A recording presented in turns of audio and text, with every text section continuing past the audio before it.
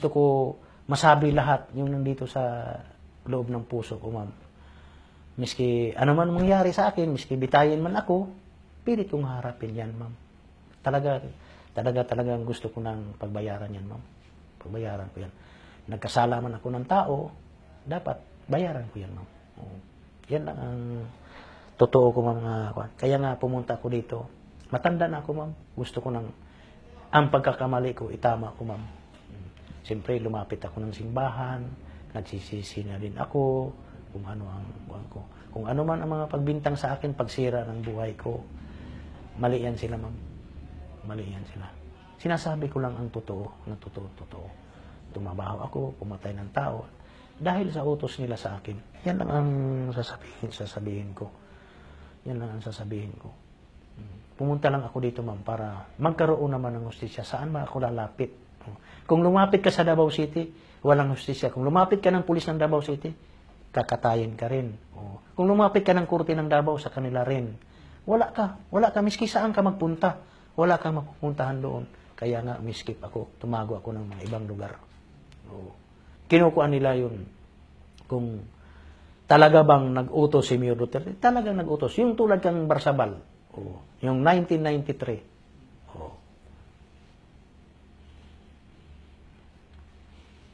Pinatay namin si Barsabal. So, ang nagpinansyan, 4 nga mayor. Sila ang nagpinansyan para nagbigay ng pabuya para mapatay si Barsabal. Ito naman si Barsabal, ma'am. May grupo ito ng Remnant of Family of God. Yung religious group, ma'am. Pero tinatawag yun yung mga parang Rizalian. Rizalian. Ang trabaho naman ni galit ang mga mayor, kasi ito si Barsabal, ang mga tao niya, para si 7 barangay yung mga tao niya, nag-i-squat ng mga lupa, ma'am, para nila, para kabuhayan nila. Yan talaga yung pinagalit nila, ang Barsabal. So, nahuli namin si Barsabal, hinabol muna namin doon sa Malita, Davao Oriental, Katiil, namin, hindi nakita namin, ma'am, dami kami. So, nagkataon nga pumunta siya sa Samal Island, doon na huli kayo, nandoon man ako, ma'am. So, tumawag na ako nga, tumawag ako sa Heinous Crime, mayroong mang radyo, sir, nandito na yung broker, sabi yan.